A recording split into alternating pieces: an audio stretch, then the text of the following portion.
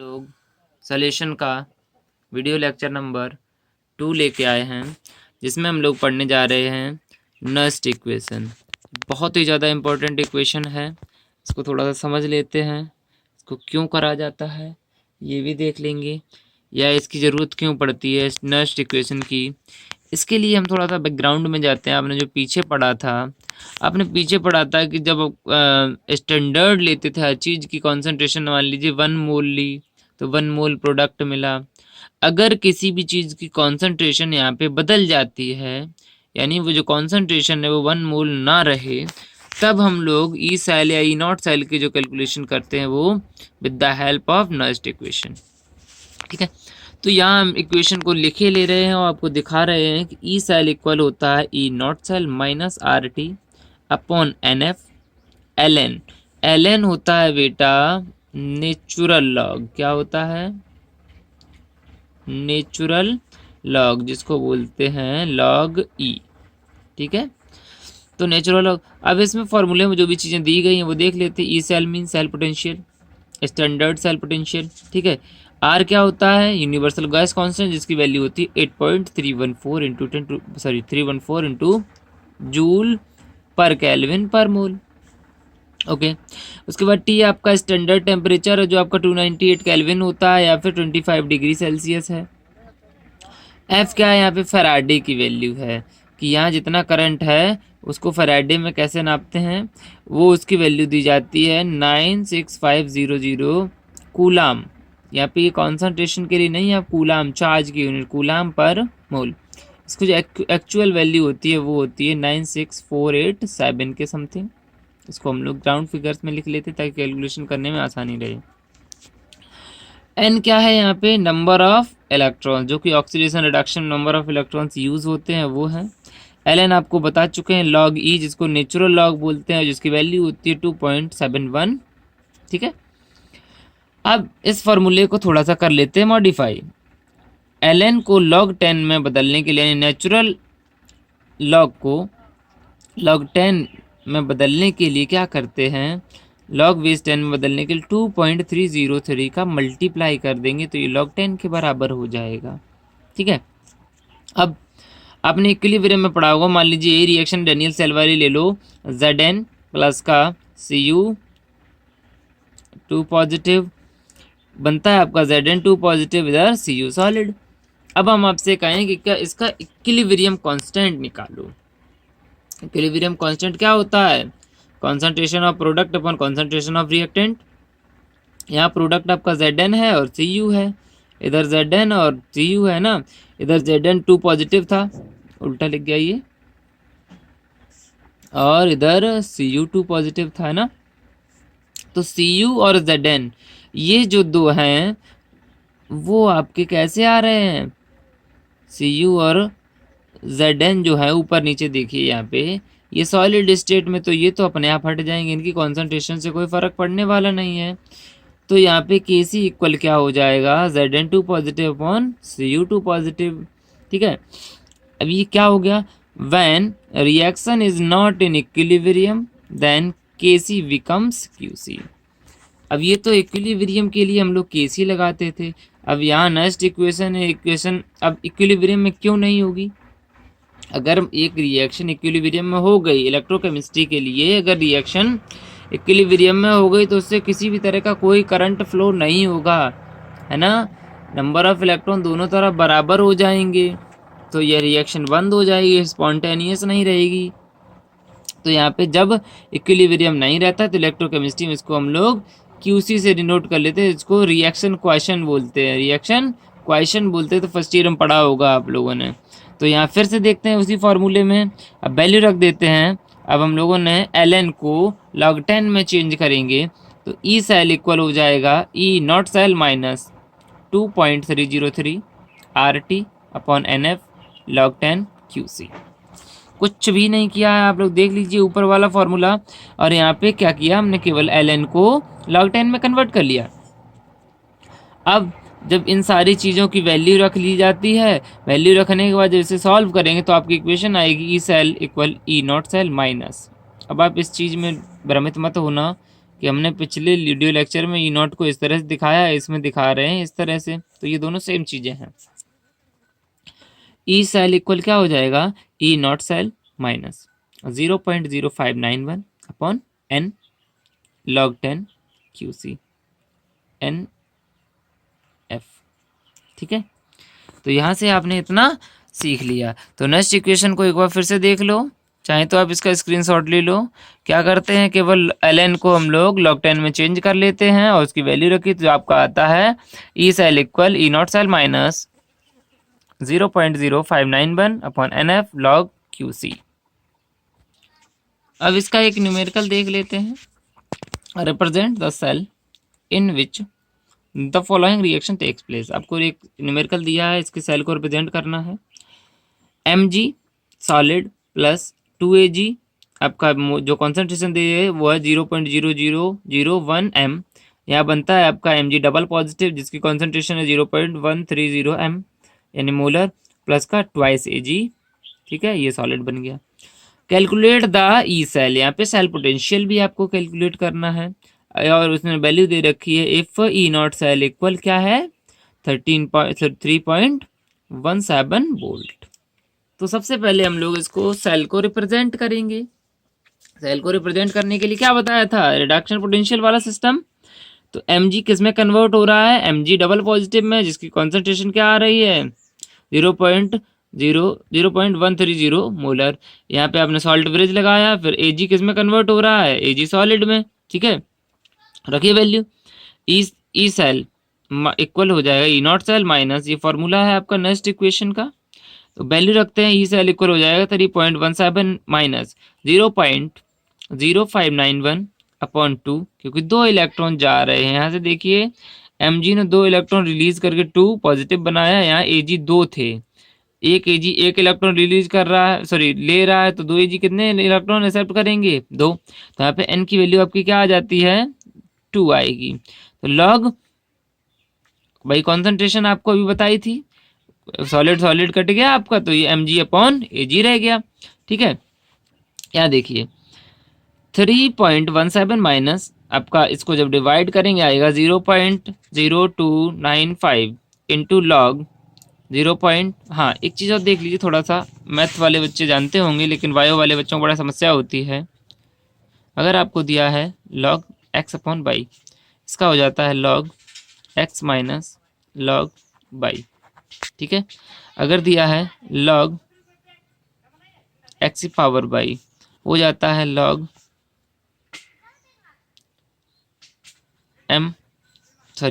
Log x into log by,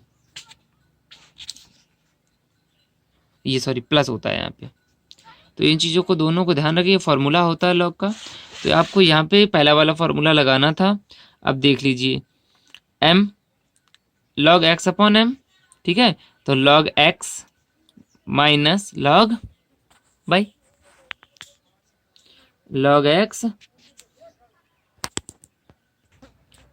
आगे जब solve करेंगे तो आप दोनों की वैल्यू Mg 2 पॉजिटिव वैल्यू 0.130 और ये देखिए यहाँ पे आपकी जो Ag थी वो कितना दिया था 0.0001। इसको हम लिख सकते हैं 1 इंटू 10⁻⁻⁴। ठीक है, तो हमने वही लिख लिया 1 इंटू 10⁻⁴। क्यों स्क्वायर क्यों कर दिया, क्योंकि यहाँ पे ये Ag के जो हैं वो ट्वाइस मॉलिक्यूल, और जब भी कॉन्सेंट्रेशन निकालते हैं तो जो भी आगे स्टोइकियोमेट्रिक कोफिशिएंट होता है उसका हम लोग स्क्वायर कर देते हैं। तो जब इसका स्क्वायर कर देंगे तो ये ऑब्वियसली -8 हो जाएगा। इसको सॉल्व करो, 3.17 माइनस 0.025 इंटू लॉग, ये तो इतना ही रहा। m पे पावर n क्या होता है, सॉरी ये आपको थोड़ा सा फॉर्मूला हम गलत लिख गए थे यहाँ पे।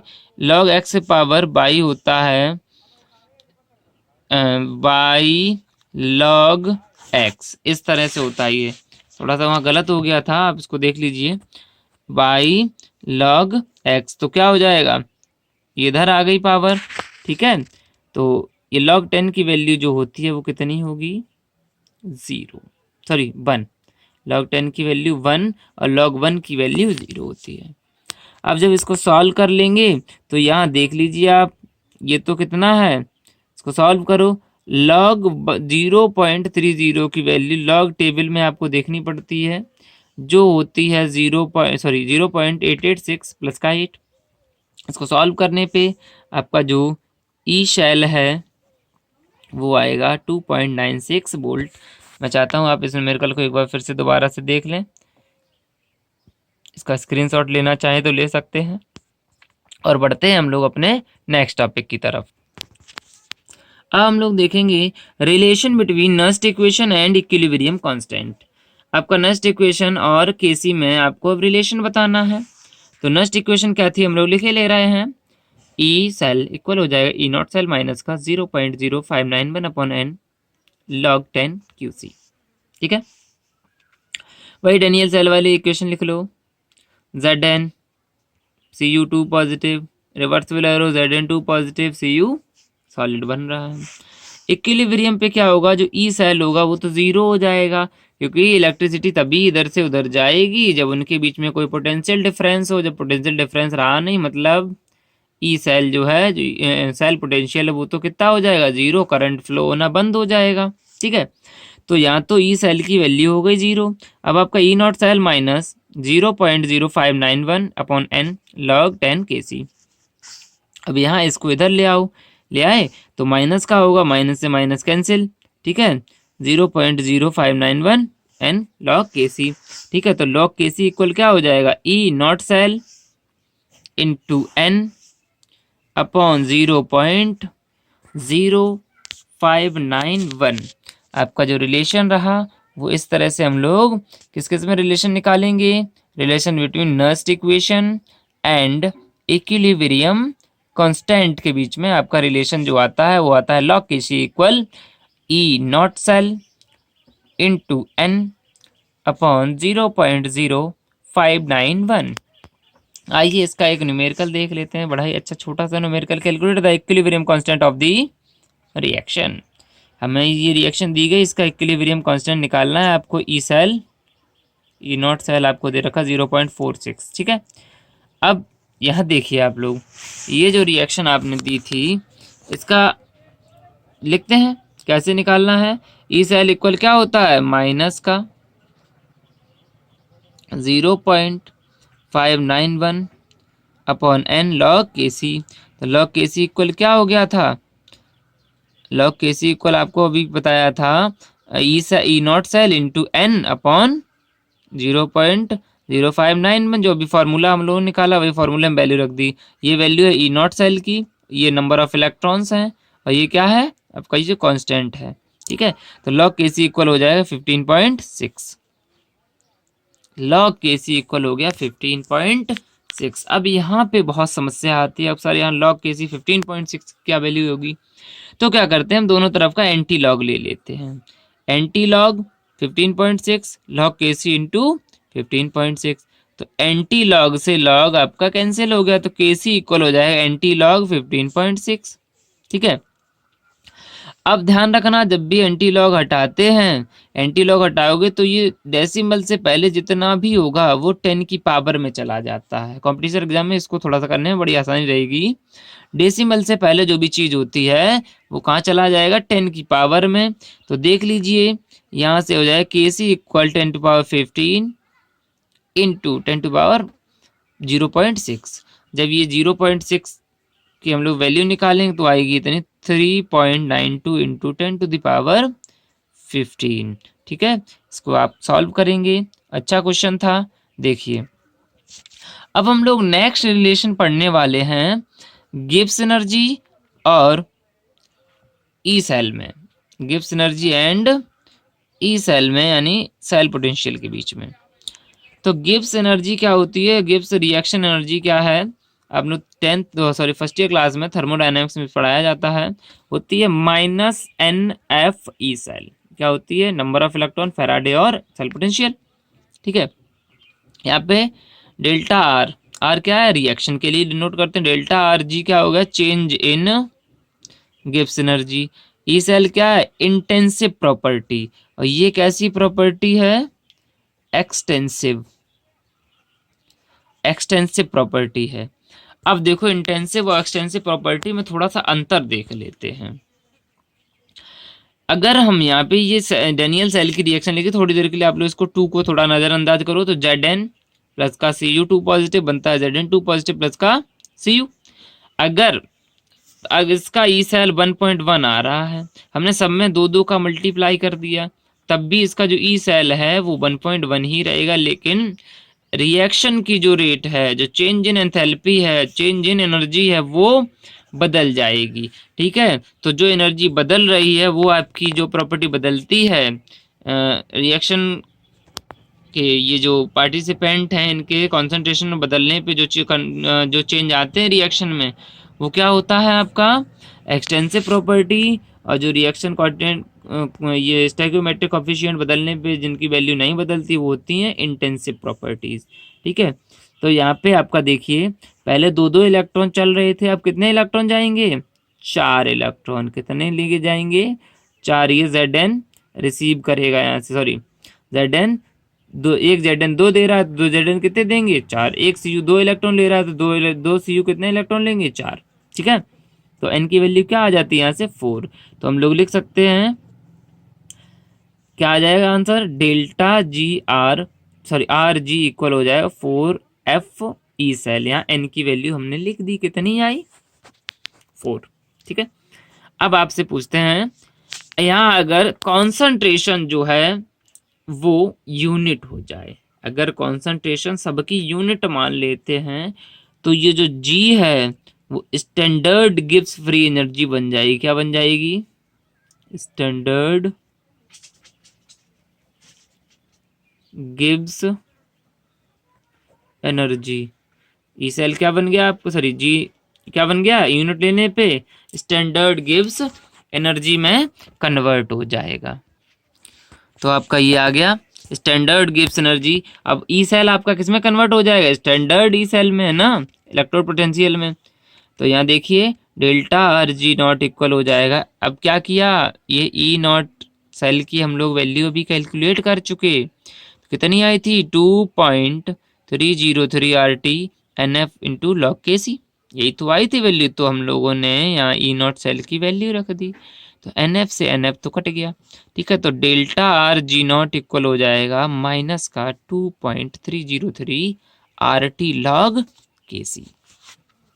अब इसका एक न्यूमेरिकल देख लेते, बड़ा ही सरल सा न्यूमेरिकल है, देखेंगे तो आप लोग हंसो नहीं कहीं। तो देख लो, the standard electrode potential for Daniell cell is 1.1 volt. ये तो हमें पता होता है, डेनियल सेल का 1.1 वोल्ट होता है, हम लोग कैलकुलेट कर चुके हैं फर्स्ट लेक्चर में।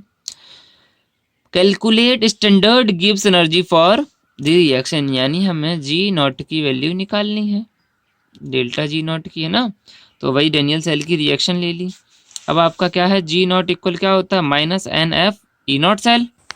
तो रख दो वैल्यू, एन की वैल्यू क्या आएगी? 2 इलेक्ट्रॉन ट्रांसफर हो रहे हैं, एफ की वैल्यू आपको बताई थी 96500, ई की वैल्यू आपकी क्या है? ई नॉट सेल की 1.1 वैल्यू रखोगे तो आपकी ये देखो जूल में आ रही है। अगर वैल्यू बहुत बड़ी हो गई है तो इसको क्या करते हैं? किलो जूल में कन्वर्ट कर लिया, तो डेल्टा जी नॉट इक्वल हो जाएगा माइनस का 21.22 किलो जूल।